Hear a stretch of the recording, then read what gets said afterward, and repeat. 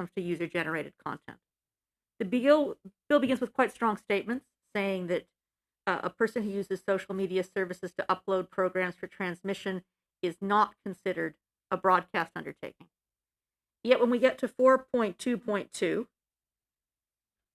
there is an opportunity for the exemption to be exempted if a program generates a certain amount of direct or indirect revenue.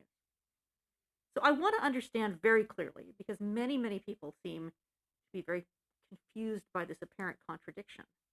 At what point does user-generated content fall under the umbrella of an online undertaking? What is the threshold of revenues that would allow someone to be scoped in?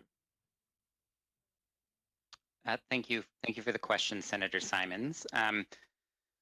So first, I would just at the outset reiterate the point that you made first about our section 2.1 that clarifies individuals who use social media are not considered broadcasters. You know, there have been questions put to witnesses on the House side about individuals having to contribute 30% to a contribution fund, etc. That cannot happen under the bill in light of 2.1, because individuals who use social media, no matter how much money they may earn as a YouTube star or TikTok, cannot be put before the CRTC and subject to that kind of requirement. The question then shifts to the second half of your question, which is about the content that then is posted on a social media service. And it is true that the service, so a service like YouTube, for example, may have contributions to the system to make based on the content that is placed on their service. The challenge we have, and it's a very technical one. So the challenge that we have, and I'm going to be careful about the wording that I use here. 4.1 uses, it talks about users uploading content to a social media service. And so I talk about user uploaded content. And the challenge that we have when it comes to a service like YouTube is that a record label uploading songs to YouTube is considered a user. An artist uploading songs to YouTube is considered a user.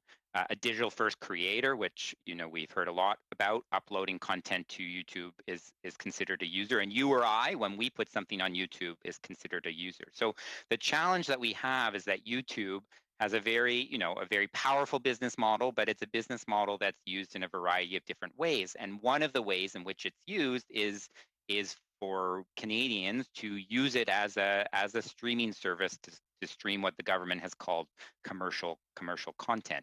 And in our discussions with YouTube, what they have shared with us is that approximately 50% of the content on YouTube is what they would call organic content. That's content created by YouTubers and put there. And the remaining 50% is commercial content, and that would be split approximately 25% of the 50% would be music content, and the other 25% would be content made by other media companies, broadcasters, for example. CBC Radio Canada has YouTube channels, etc. So the government's objective is to make sure that YouTube, because it is such a popular destination for Canadians to stream commercial content, that they contribute to the system in the way that we're going to ask Spotify to do, or that we're going to ask Apple Music to do. The three factors that are set out in the bill are designed to get to that point. They're designed because the challenge, I come back to the technical challenge that we have, that most of the content, unless it's put on YouTube itself by YouTube, everything on YouTube is user uploaded in one way or another.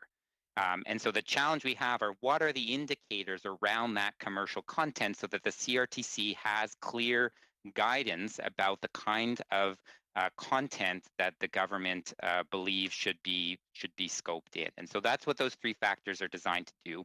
I would, I'm trying to respect the chair's direction to be brief here. I would, highlight that this is not about each individual piece of content, but the way that this plays out in practice is for section 4.2 to kick in, the CRTC actually has to make a regulation. And so it's through that regulation that the CRTC will articulate quite clearly the corpus of content. Like, what we're talking about is a corpus of content on YouTube. It's not about each individual piece of content kind of being running through these three factors, but rather the CRTC saying to a service like YouTube, here's the corpus of content that we expect you to contribute. Because I only have 4 minutes, I just want to interject here and say what Senator Simons, he's well over the 4-minute time. I can put you on the second round. All right, well, second round, if there's a second round.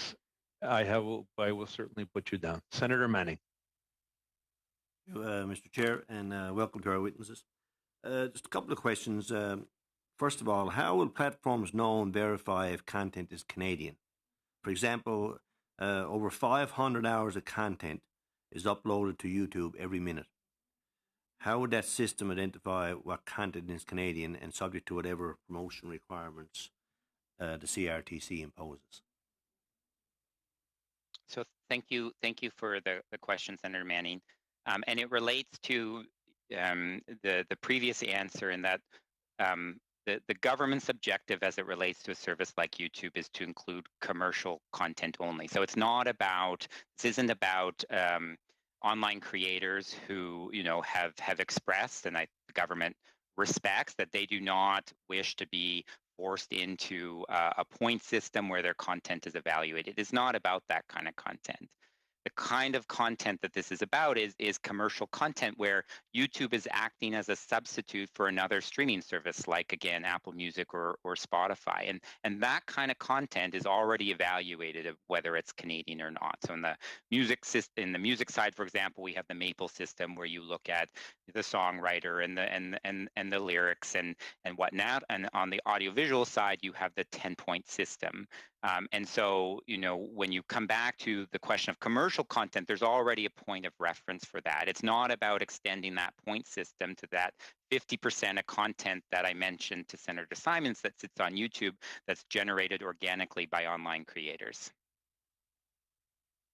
Will creators have to upload proof of residency or citizenship? Will the CRTC verify their eligibility for the platforms, or will the platforms have to share their information with CRTC in order to establish eligibility? Like, how do you determine the eligibility?